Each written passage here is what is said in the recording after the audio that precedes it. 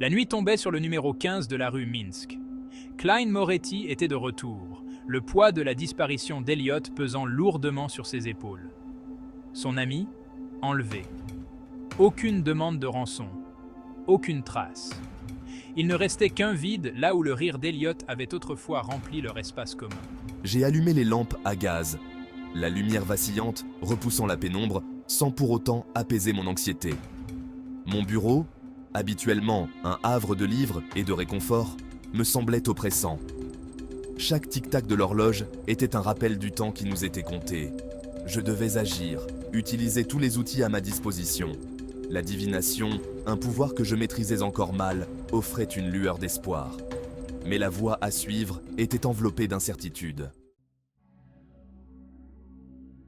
Les cartes étaient éparpillées sur le tissu de velours, chacune un indice potentiel, chacune une impasse. Klein les a mélangées, en a tiré une, puis les a interprétées. Il cherchait des réponses dans les symboles, dans les murmures du destin.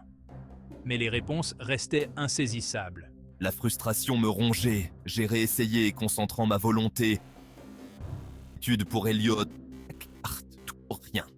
Le silence des cartes était plus troublant que n'importe quel mauvais présage. Ma divination, aussi puissante soit-elle, avait ses limites. Trouver une nouvelle approche. La pensée d'Elliot, mon ami, en danger, alimentait ma détermination. Je ne me laisserai pas décourager. Klein était un détective dans l'âme. Il croyait en la logique, en les preuves, en la puissance de la déduction. Mais le surnaturel s'était frayé un chemin dans sa vie, lui conférant des capacités dépassant le domaine de la raison. La divination était l'une de ces capacités, un outil à perfectionner, une compétence à maîtriser. J'ai étudié les cartes à nouveau, non seulement leurs significations individuelles, mais aussi leurs interactions, leurs indices subtils. Je me suis souvenu de ma formation, des leçons de mes mentors, de l'importance de la patience et de la concentration. Le doute s'est insinué, murmurant les dangers d'une exploration trop profonde, le prix d'une connaissance interdite. Mais j'ai repoussé ces doutes. Je devais retrouver Elliot, et aucun prix n'était trop élevé. Le sommeil n'offrait aucun répit. Klein était allongé dans son lit, l'esprit en ébullition.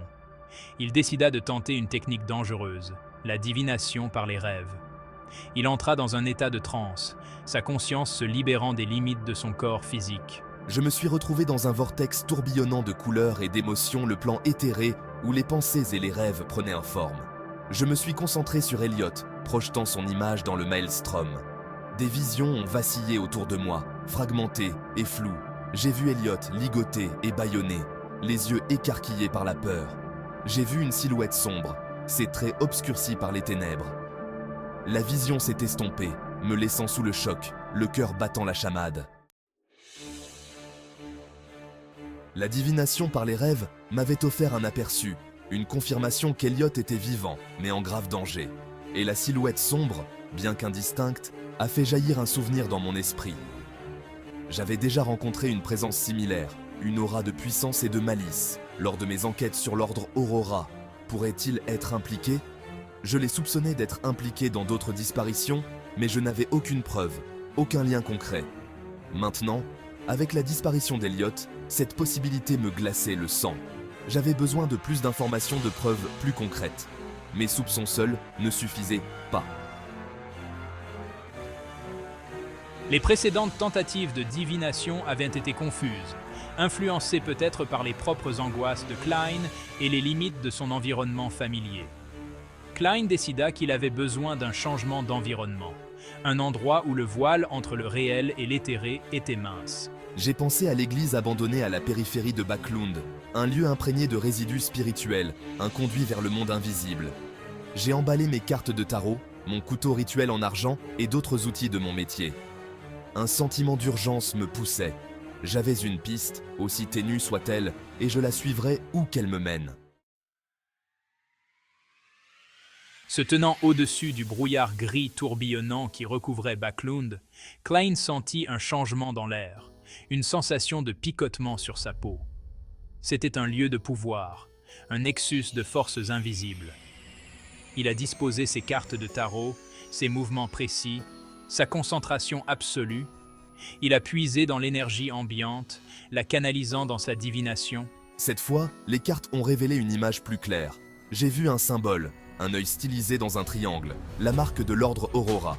Mes soupçons étaient confirmés. Mais les cartes ont également offert un lieu, un entrepôt délabré près des quais. L'espoir a surgi en moi. J'avais un lieu, une piste tangible. La nuit était pleine de possibilités, de dangers et d'incertitudes.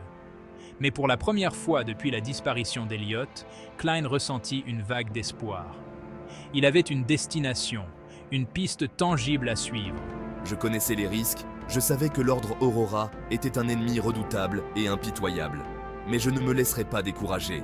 Je sauverai Elliot, même si cela signifiait affronter les ténèbres.